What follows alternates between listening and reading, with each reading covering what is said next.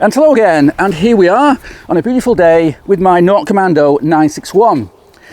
Now, it's only 2 weeks ago I made a review video about this bike, and I was telling you all how I'm happy with it and how reliable it's been, which it has been since I got it last year. I've now done just over 2,000 miles on it.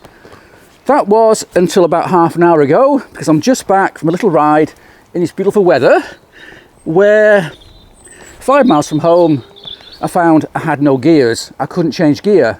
So I thought, what the hell's going on? I couldn't find the gear lever. So I pulled over to see what was going on, and it soon became apparent what had happened. And as you can see, it soon became obvious what had happened. This gear change linkage rod had broken, or rather, this rose joint at this end was no longer attached to the lever here going into the engine.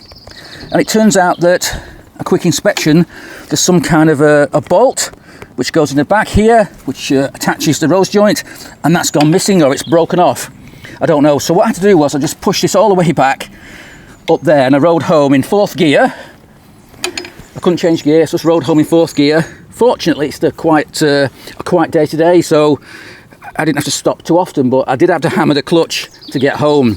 But it got me home, and that's what counts. So now I've got to take this off and inspect it and work out what's going on with this broken piece here. I'm not sure whether a bolt's come out or whether there's something sheared off. I can't tell. So let's get this off and see what's going on. So let's undo that. There we go. It's not too tight, thankfully.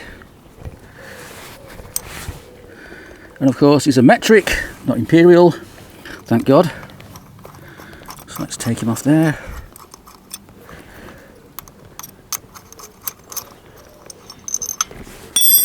And that comes straight off, which is great. No problem. So there is a threaded hole in here. So all that's happened is there's a bolt holding this in place, and it's vibrated loose or fell off. So that's not the end of the world. I can soon find another bolt. I'll make sure it's Loctited into position, and we're good to go. We're good to go. And so it didn't take long to find a suitable stainless steel socket head, and I'll be using this stuff, Loctite 243.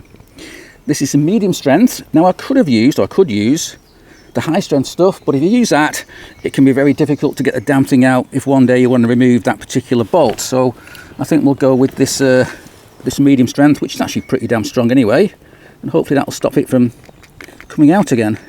At least I hope so. So with that done, we can just pop him in there like that, and then that can go in there like that. Oh, hang on, that's a bit fiddly, isn't it? Especially when I'm trying to film. Problem is you can't really do it with this in place because there's no bloody room. There we go. Is that happy? That's quite happy.